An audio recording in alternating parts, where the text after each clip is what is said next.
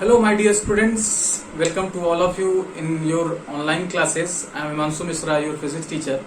Students, we are discussing the first unit of physics, which is electric field and charges, and this is 9th video of this particular unit. I think आपने पिछले के 8 videos को जरूर देखा होगा. Now in this video we are going to discuss the electric field because we have completed the Coulomb's law and did some numericals also, which is based on the boards level, and some questions are taken from NEET and IIT JEE level. So आपको हर तरीके का standard दिखाया गया. Now इस video में हम लोग electric field की बात करेंगे और इसके फॉर्मूले की डिस्कशन करेंगे. ठीक है बेटे, तो पहले हम लोग समझते हैं कि what is the electric field and how the concept arises of electric field. Okay, take two charges. Suppose this is the positive charge and this is another positive charge or negative charge. Consider any charges. Okay, अगर हम इनको पास पास रखते हैं then we see that there is some force acting between them, which is Coulombian force, and according to the formula 1 by 4 pi epsilon naught q1 q2 upon r square. It is very much clear to us. Now consider that now we are moving this particular charge. I'm not talking about this. Okay, this particular charge moving like this.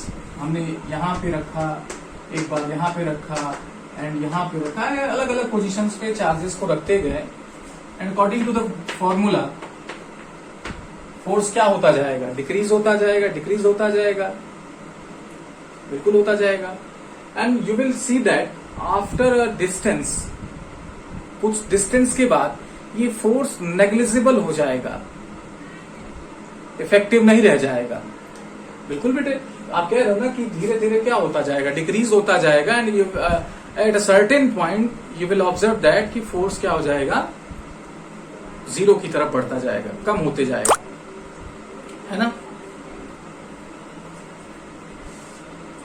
तो आपको ये समझ में आया कि किसी charge के से अगर हम क्या करें, एक चार्ज को बहुत लार्ज डिस्टेंस पर रख दें तो फोर्स उनके बीच में ऑलमोस्ट जीरो हो जाएगा, जीरो होने की तरफ हो जाएगा. तो वैसे ही बेटे, अगर मैं दूर से चार्ज ले आऊं, मान लीजिए एक सर्टेन बहुत दूर पे चार्ज है, यहाँ पे इनफाइनाइट डिस्टेंस पर एक चार्ज है. अब इस चार्ज का कोई इंटरैक्शन नहीं है भी तो नेग्लिजिबल है, जिसको हम नेग्लेक्ट कर सकते हैं. अब बेटे मैं इसको इसकी तरफ ले आ रहा हूँ. एक ऐसा रीजन आया जहां से चार्ज पर क्या लगने लगा, कुछ फोर्स लगना चालू हो गया. Suppose the distance is R. आप चाहे आर डिस्टेंस से इधर ले आए, तब भी आप देखेंगे कि आर डिस्टेंस पर इस पर फोर्स लगेगा. इसी तरीके से आप इधर से ले आए, तब भी आप देखेंगे कि आर डिस्टेंस पर फोर्स लगना चालू हो जाएगा.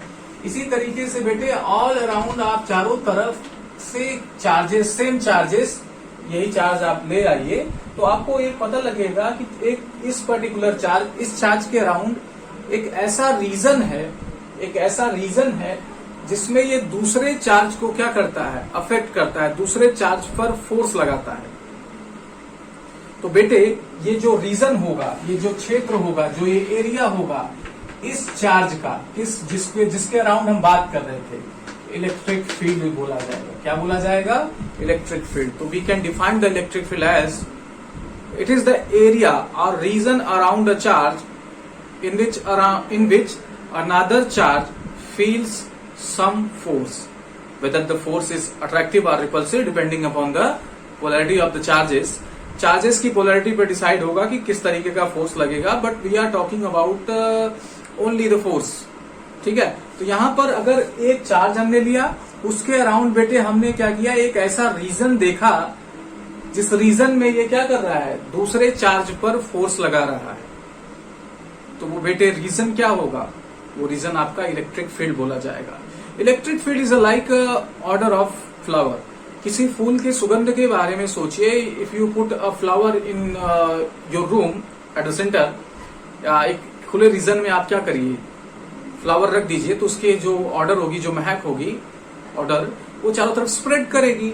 एंड आप किसी दूसरे बाहर से आ रहे हो, आपको कोई सुगंध नहीं आ रही, कोई महक नहीं आ रही है, but when you enter some region, आप जब किसी रीजन में आएंगे then you start feeling the order of the फूल फ्लावर।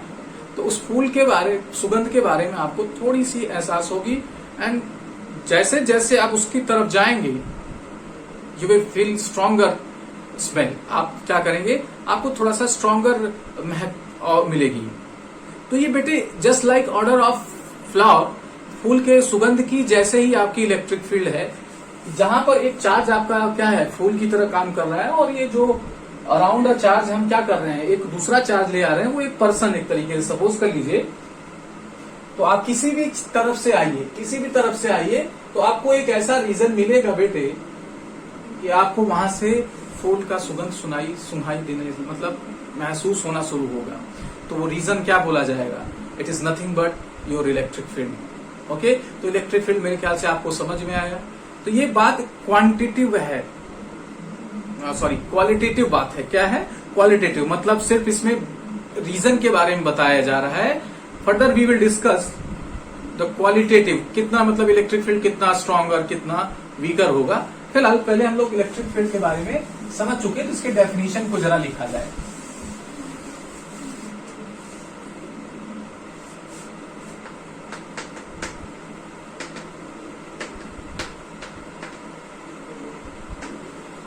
तो इलेक्ट्रिक फील्ड का डेफिनेशन बेटे हम लोग क्या कर सकते हैं कि द स्पेस और field around a charge, the space around a charge in which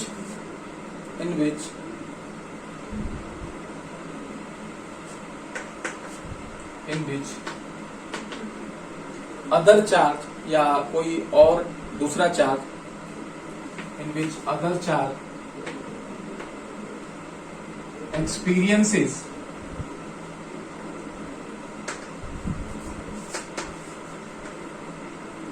experiences electrostatic force.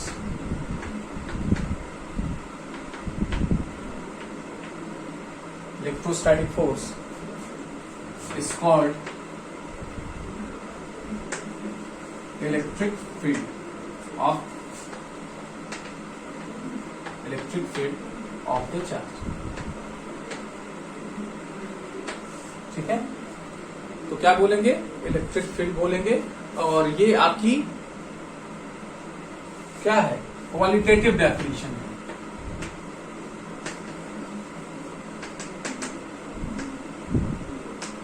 जो आपको आइडिया देता है कि व्हाट हैपन एग्जैक्टली, मतलब वो क्या होता है। अब ये कितना होता है, किस बात पर डिपेंड करता है, ये हमें अब डिस्कस करना है। तो आप इसको मैं समझ दे रहा हूं, आप वीडियो को पॉज करके या स्क्रीनशॉट लेके अपने नोट्स में लिखें इसको। आज मेरी थोड़ी सी हेल्थ डाउन है, that is why voice is लो।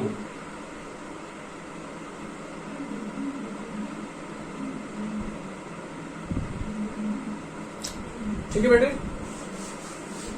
अब यहां आपने देखा कि हम किसी चार्ज के अराउंड दूसरा चार्ज ले आ रहे हैं।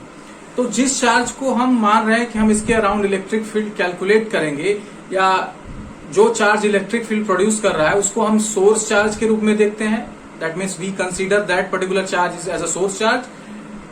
एंड दूसरा चार्ज जिसे हम लाते हैं, जिसके हेल्प से हम एनालाइज करते हैं, that will be your field charge. Okay, the charge, यहां पे नोट करके लिखिएगा, the charge which produces the electric field, the charge which produces the electric field is called source charge,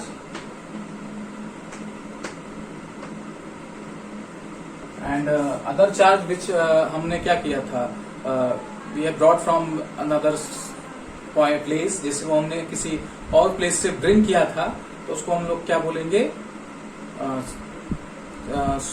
M sorry, field charge बोलेंगे। And the other charge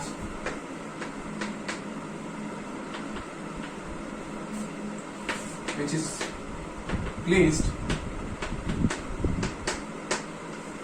in the field of the charge, in the electric field, is called field charge. क्या बोलेंगे भाई? Field charge बोलेंगे.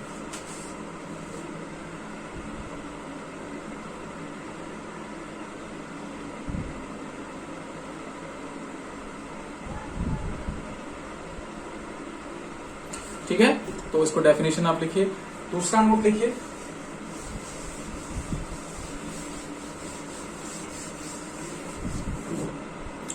यहां पे हम बार बार infinity का नाम लेंगे. तो infinity is a point where the force between two charges become zero. For example, if you consider two charges and put them at some distance like this, then इनके बीच में फोर्स होगा. बट अगर हम इस चार्ज को बहुत दूर ले जाके रख दें एट अ पॉइंट जहां पे इनके बीच में क्या हो जाए, फोर्स जीरो हो जाए, तो जहां से इनके बीच में बेटे फोर्स जीरो हो जाएगा, उस पर्टिकुलर पॉइंट से हम आगे क्या करने लगेंगे, कंसीडर करने लगेंगे इन्फिनिटी. फिजिक्स है देयर ऑन इन्फिनिटी. अगर आप मैथ्स की बात करें तो infinity is a very large number which can not be counted, जिसे काउंट नहीं किया जा सकता. But in physics we can count the number, but this is very large number. जैसे हमें आवश्यकता है, we have necessity of 5 numbers, that means 5 तरीके से. जैसे हम खाना खा रहे हैं तो हमें 5 rotis enough, but someone is giving you 20 rotis, then how will you be have? अरे इतना ज्यादा, that will be the enough, that means more than enough for you. और यही इनफ आपकी इन्फिनिटी को दर्शाता है. तो अगर कोई एक object sufficiently very large distance पर है, उसे हम इनफाइनाइट डिस्टेंस पर सपोज करते हैं. ओके, तो फिजिक्स की इन्फिनिटी कुछ ऐसे सपोज किया जाता है. नाउ हम जो बात करना चाह रहे हैं वो दूसरा नोट आप करें कि if at a point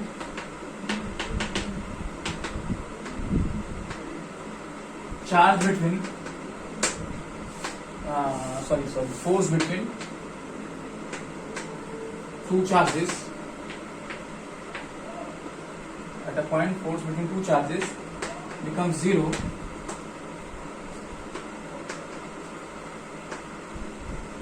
then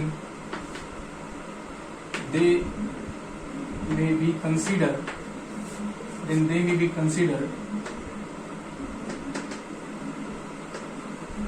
eight infinite distance. तो उनको हम इनफाइनाइट डिस्टेंस पर बेटे सपोज करते हैं. आई होप आपको मेरी बात समझ में आ रही है. एक और चार्ज की यहां बात की जाती है, तीसरा नोट, टेस्ट चार्ज की. तो टेस्ट चार्ज क्या होता है बेटे? जिससे हम क्वालिटी ऑफ द फील्ड को चेक करते हैं, क्वांटिटी ऑफ द फील्ड को चेक करते हैं. अब देखिए, क्वालिटी और क्वांटिटी की बात कर रहे हैं हम लोग. तो आप जैसे किसी चीज को मेजर कर रहे हैं, मान लीजिए जैसे आप दूध वाला आपके घर पे आके दूध मेजर कर रहा है, तो उसकी डिवाइस ऐसी होनी चाहिए, उसके पास जो मेजरिंग डिवाइस होनी चाहिए बेटे, वो इस तरीके से नहीं होनी चाहिए कि गलत मेजरमेंट करे. मेरी बात समझ में आ रही है? तो अगर आप बेटे आप ऐसे समझो कि आप एक क्या कर रहे हो, सपोज करो ये चार्ज की आप फील्ड निकाल रहे हो, तो आपने कोई अगर स्ट्रॉन्गर चार्ज इसके बगल में ले आके चेक करने की कोशिश की, then this charge will affect the field of this particular charge. तो आपको मेजरमेंट में समस्या होगी कि नहीं? then you will feel that problem in measuring the electric field of this particular charge. Then what will you do? Take a charge which have their negligible electric field.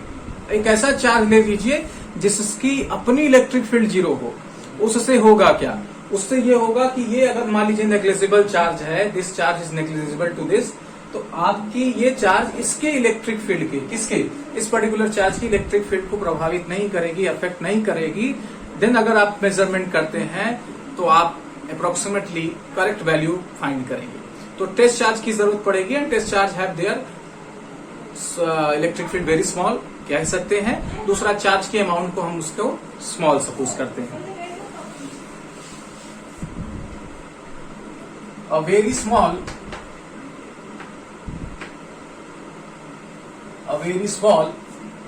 positive charge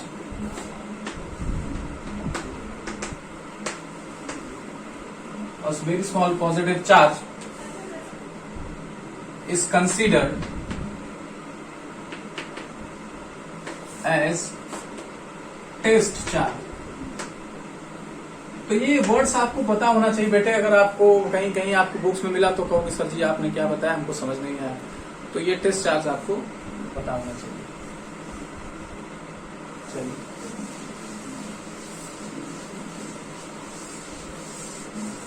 आगे चलते हैं। आगे हम चलेंगे और बात करेंगे कि इलेक्ट्रिक फील्ड को तो हमने जान लिया कि एक रीजन है जहां पर दूसरा चार्ज क्या करता है, फोर्स फील करता है। तो ये तो क्वालिटेटिव बात थी, इंफॉर्मेशन थी कि हाँ इलेक्ट्रिक फील्ड ऐसा होता है। Now we will talk about the quantitative, that means how much quantity of electric field can be at a point, कि किसी पॉइंट पर इलेक्ट्रिक फील्ड की वैल्यू कितनी होगी। ओके तो नाउ जिसको हम बोलते हैं intensity of the electric field.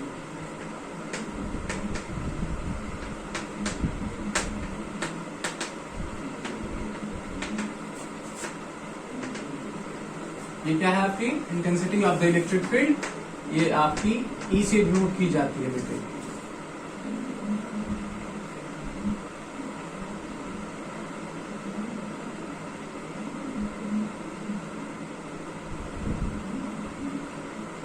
ठीक है, तो ये क्या होता है, मान लीजिए आपके पास क्या है, कोई इलेक्ट्रिक फील्ड है, चाहे वो ग्रुप ऑफ चार्जेस की वजह से हो सकती है, सिंगल चार्ज की वजह से। मान लीजिए मैं यहाँ पे इलेक्ट्रिक फील्ड निकालना चाह रहा हूँ, तो मैंने क्या किया, यहाँ पर एक चार्ज ले आके रख दिया, मान लीजिए वो टेस्ट चार्ज आपको रख दिया या चार्ज ले आके रख दिया।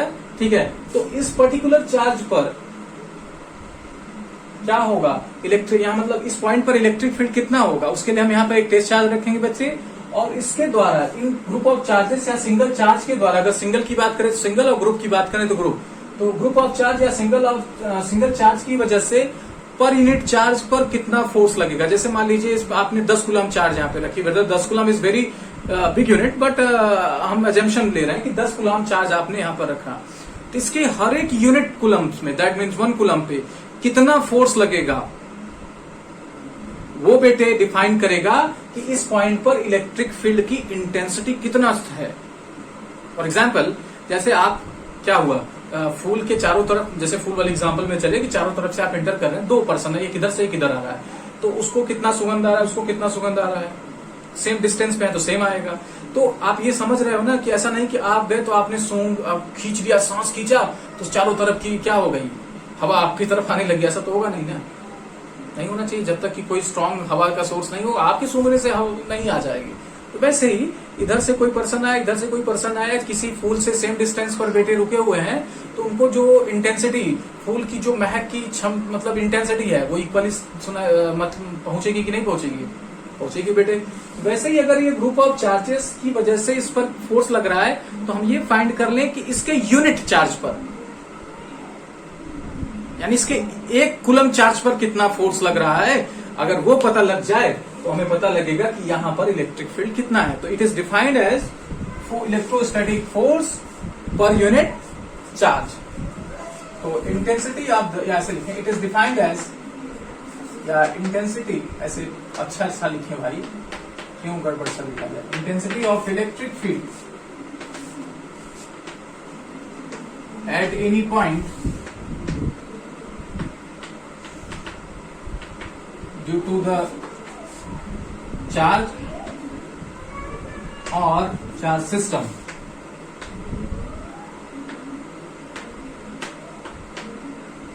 is defined as electrostatic force per unit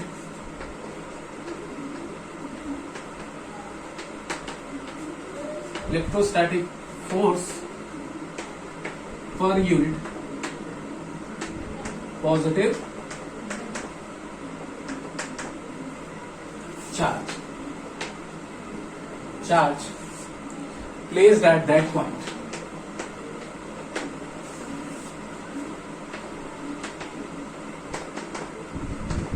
ठीक है, तो उस पॉइंट पर कोई, अगर हम क्या करें, यूनिट पॉजिटिव चार्ज रख दें, तो उसके पर यूनिट चार्ज पर कितना फोर्स लगेगा, that will define the electric field, intensity of the electric field. तो आप लिखिए अपनी कॉपी में।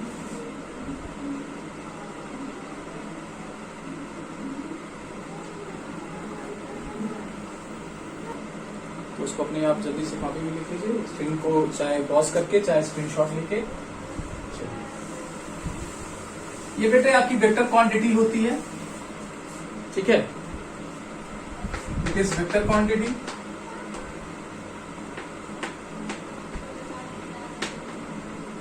ठीक है, तो इसको कैसे लिखते हैं बेटे, इलेक्ट्रिक फील्ड, और इसको इसे डिनोट किया जाता है, बताया जरा इसका जो मैथमेटिकल फॉर्म है।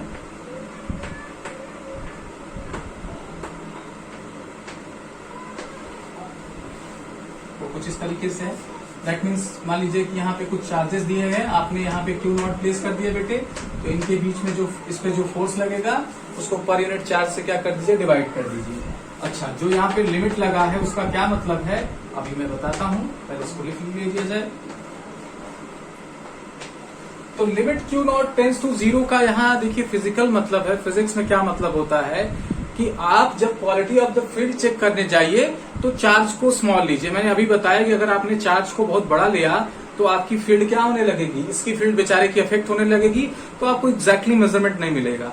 तो आप इस चार्ज को जितना स्मॉल रखे उतना फायदा अच्छा है। तो लिमिट क्यू टेंस टू 0 आपका जो यहाँ पर लिखा है, इसका मतलब है कि चार्ज जितना स्मॉलर हो उतना अच्छा आपको इलेक्ट्रिक फील्ड की क्वालिटी वैल्यू मिलेगी। तो यहाँ पे मैथमेटिकल फॉर्म में ये लिखा है, लेकिन इसका फिजिक्स में इंटरप्रिटेशन ये है। तो चाहे आप ऐसे लिखें चाहे ऐसे लिखें, but you will find better in this form, आपको इस फॉर्म में अच्छा नंबर मिलेगा। ठीक है, क्यू नॉट आपकी चार्ज प्लेस की गई है। तो स्टूडेंट्स आज के लिए इतना ही। अगर आपको कोई दिक्कत आ रही है तो आप प्लीज मुझे कमेंट सेक्शन में रिप्लाई करें, और अगर आपको क्लास पसंद आ रही है तो आप अपने फ्रेंड से बताइए कि नहीं क्लास अच्छी चल रही है, वीडियोस के थ्रू हम बात कर रहे हैं लेकिन अच्छा कर रहे हैं, तो उनको भी मोटिवेट करें कि वो वीडियोस देखें और नोट्स बनाएं। एग्जाम के पॉइंट ऑफ व्यू से अभी से तैयारी चालू कर दीजिए, ये नहीं कि एग्जाम आएगा तो चालू करेंगे, तब बहुत देर हो जाती है और बाद में फ्रस्ट्रेशन के अलावा कुछ होता नहीं। तो घर पे बैठे हैं, थोड़ा थोड़ा ही पढ़ते रहिए, नोट्स बनाते रहिए, प्रॉब्लम आए तो पूछते चलिए, हर तरीके से आपको असेसमेंट यहाँ से असेस किया जाएगा। ओके, चलिए बेटे, कोरोना है, बच के रहिए, मास्क का प्रयोग करिए और सैनिटाइजर का प्रयोग करिए, घर पे रहिए, सुरक्षित रहिए। बार बार मैं ये कहता हूँ क्योंकि स्थिति बहुत गंभीर है, स्थिति बहुत गंभीर है, इस वजह से मुझे बार बार कहना पड़ता है। ठीक है, चलिए खुश रहिए, धन्यवाद।